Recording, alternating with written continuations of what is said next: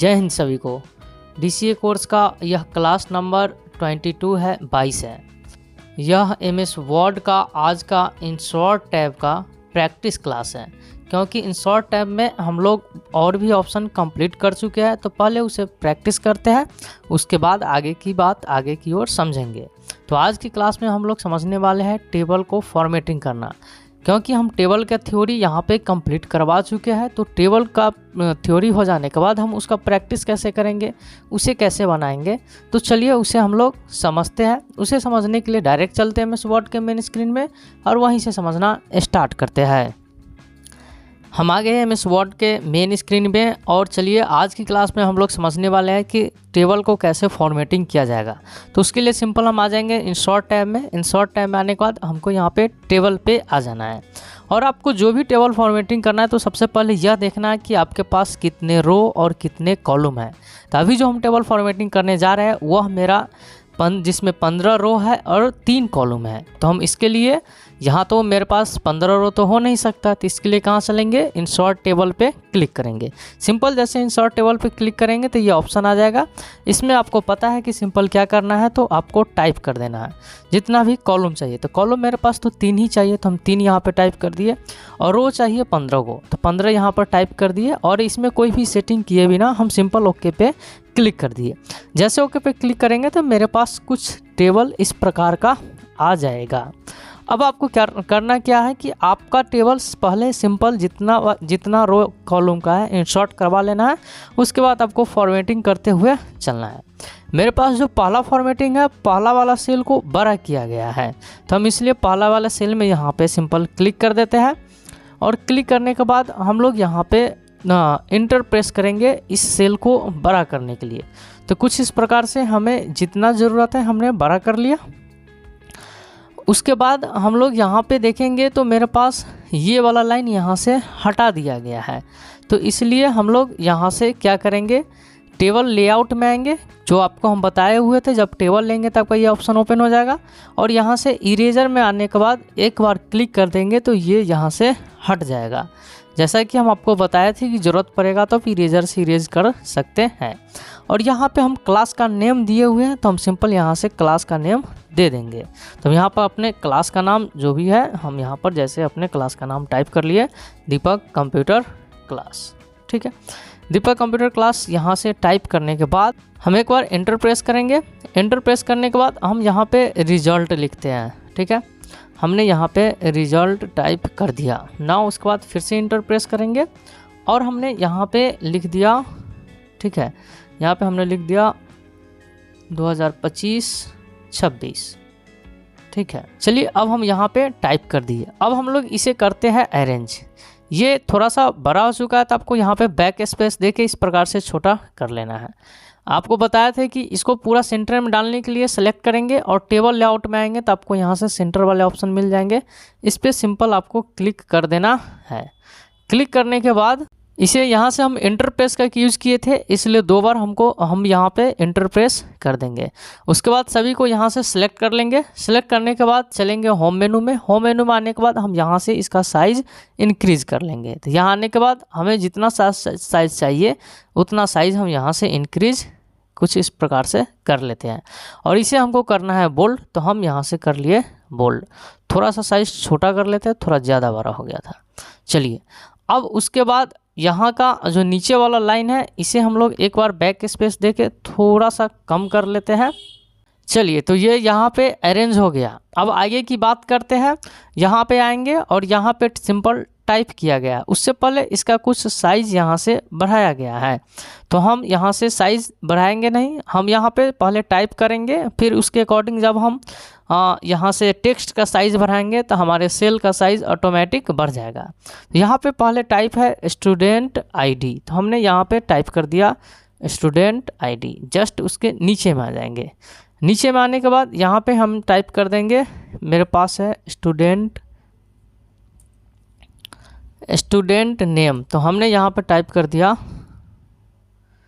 Student name. उसके बाद यहाँ पे देना है फादर्स नेम, तो हमने यहाँ पे डाल दिया फादर्स नेम।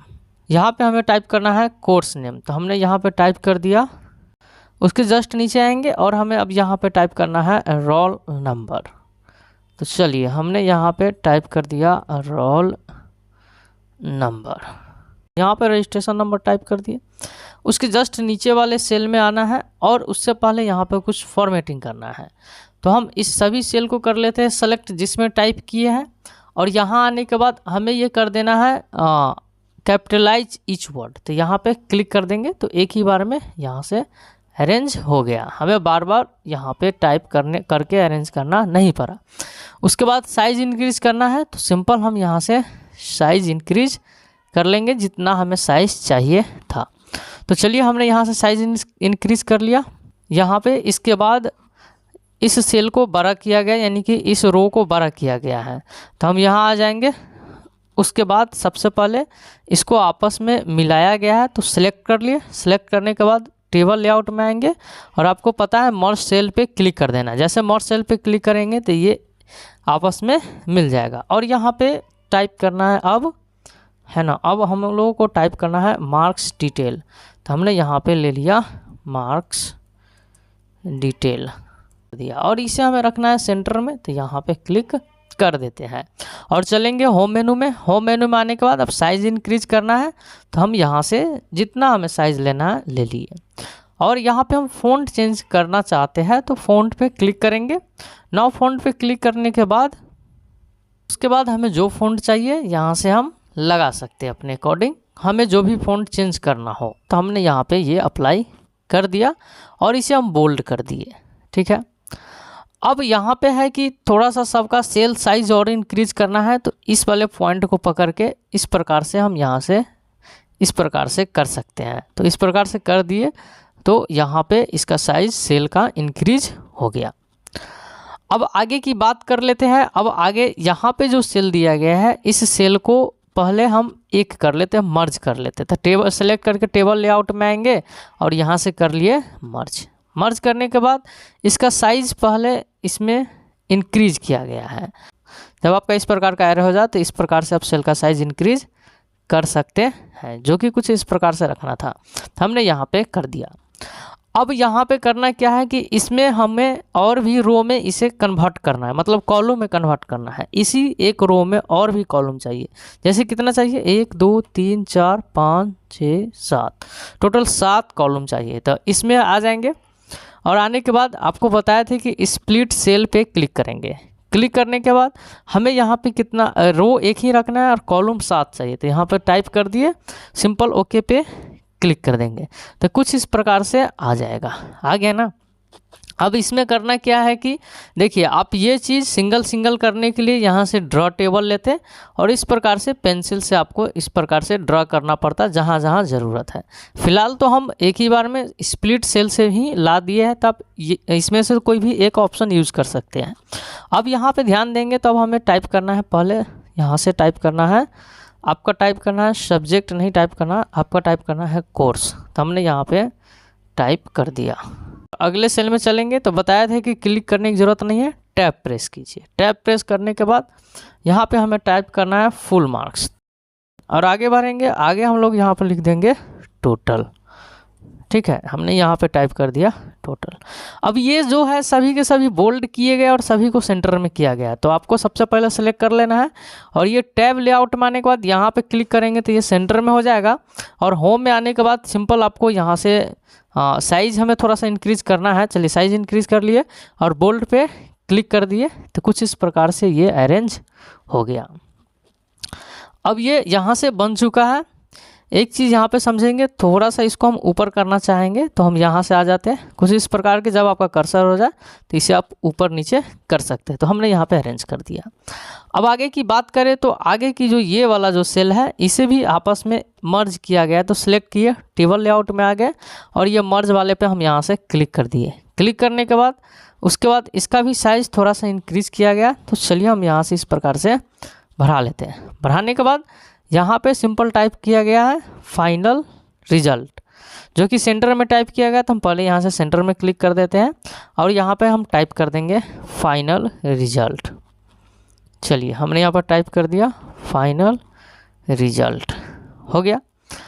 अब क्या है कि इसे हम लोग करेंगे पहले सेलेक्ट करने के बाद चलेंगे होम मेनू में और यहाँ से हम साइज़ को कर लेंगे इंक्रीज करने के बाद फ़ॉन्ट चेंज करना चाह रहे हैं तो फ़ॉन्ट पे क्लिक करेंगे और उसके बाद जो भी फ़ॉन्ट आप लगाना चाह रहे हैं यहाँ से अप्लाई कर दीजिए। हम ये वाला फ़ॉन्ट अप्लाई कर देते हैं ताकि दोनों का यहाँ से फ़ॉन्ट देखने में आपको सेम लगे। थोड़ा सा साइज़ छोटा करना चाहते हैं तो हम यहाँ से साइज़ छोटा कर दिए।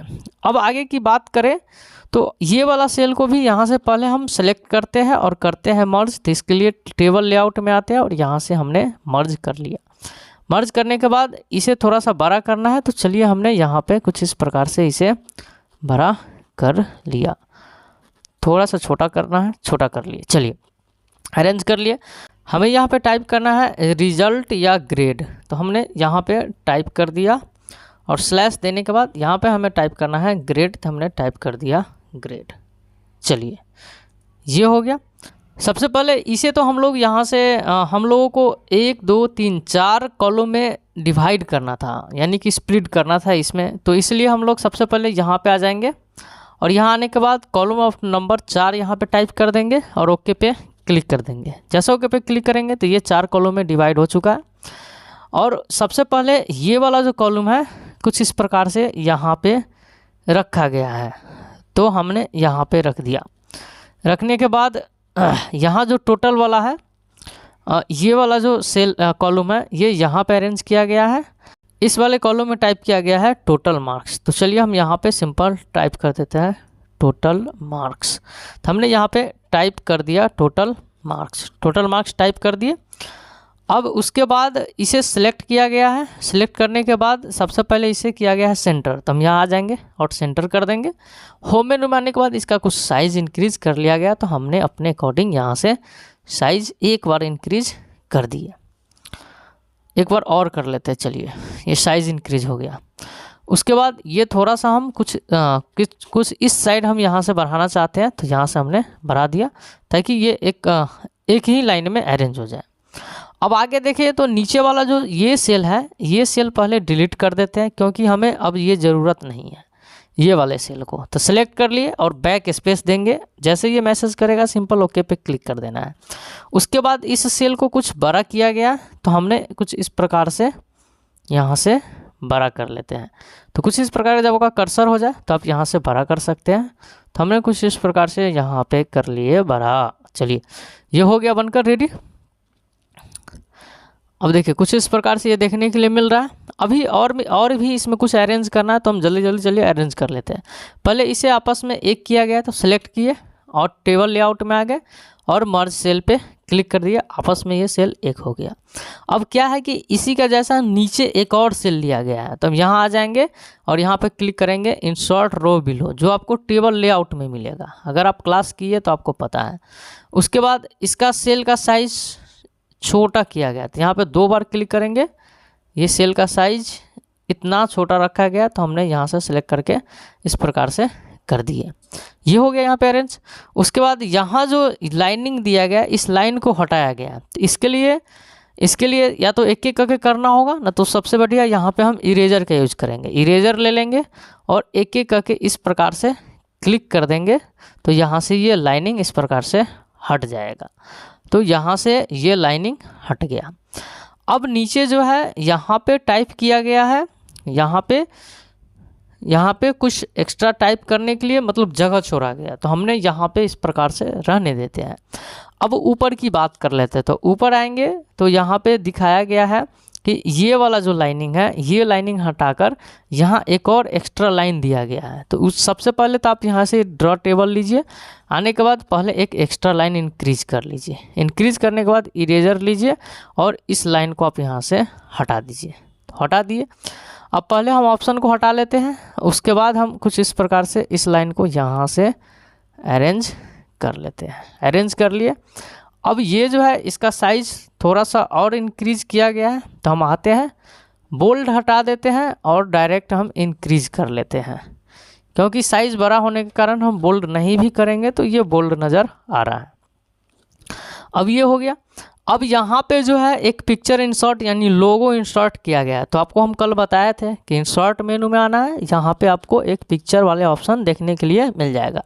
इसमें चलेंगे और दिस डिवाइस पे क्लिक करेंगे। जैसे क्लिक करेंगे तो एक डायलॉग बॉक्स ओपन हो जाएगा, जहाँ से आपका पिक्चर जिस भी फाइल में है वहाँ से आप ला सकते हैं। तो चलिए, यहाँ से मेरा फाइल डेस्कटॉप में है तो डेस्कटॉप में आ गए, और MS वर्ड प्रैक्टिस वाले फाइल में आ गए, PH में आ गए, और यहाँ पे हमें अपना लोगो देखने के लिए मिल रहा है। इसे सेलेक्ट करेंगे, इंसर्ट पे सिंपल क्लिक कर देना है।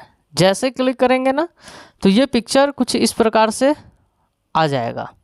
आपका कुछ ऐसे हो गया अरेंज, तो उससे कोई प्रॉब्लम नहीं है। आप सिंपल अपने पिक्चर का साइज़ कीजिए छोटा। छोटा करने के बाद जितना आपको अरेंज करना है उतना पे पहले अरेंज कीजिए। अरेंज करने के बाद आपको पिक्चर फॉर्मेट में आना है, रैप टेक्स्ट में यहाँ से कोई भी ऑप्शन लगा देना है, आपको बताया गया था। उसके बाद आपको जहाँ रखना है वहाँ पे कुछ इस प्रकार से कर लीजिए अरेंज। तो कुछ इस प्रकार से ये टेबल पूरा अरेंज हो गया है। तो आप भी ये समझ गए होइएगा कि कैसे अरेंज करना है। अगर आप टेबल का थ्योरी देख चुके हैं तो आपको ये पूरा समझ में आया होगा कि हम कैसे कैसे पूरा प्रैक्टिस करवाए, कैसे इसका अरेंज किए। तो हम ये फाइल को टेलीग्राम पे अपलोड कर देंगे, आप वहाँ से जाकर इसे डाउनलोड करेंगे और सिंपल आपको हम जैसे बनाए हैं उस प्रकार से बनाते हुए चलना है। अगर आपको जहाँ प्रॉब्लम हो रहा है तो वो वीडियो में वापस आइए और वहाँ से देखिए कि कहाँ कैसे हम कौन सा स्टेप बताए हैं। तो चलिए, ये प्रैक्टिस हो चुका है तो इस वीडियो में इतना ही रहने देते हैं। अगर पीछे का आप क्लास नहीं देखे हैं तो प्लेलिस्ट में जाकर आप पूरे DCA का पार्ट वाइज ये अपलोड किया जा रहा है, वहाँ से जाकर देखिए। इस वीडियो में इतना ही रहने देते हैं। अब मिलते हैं कल की क्लास में, कल की थ्योरी के साथ।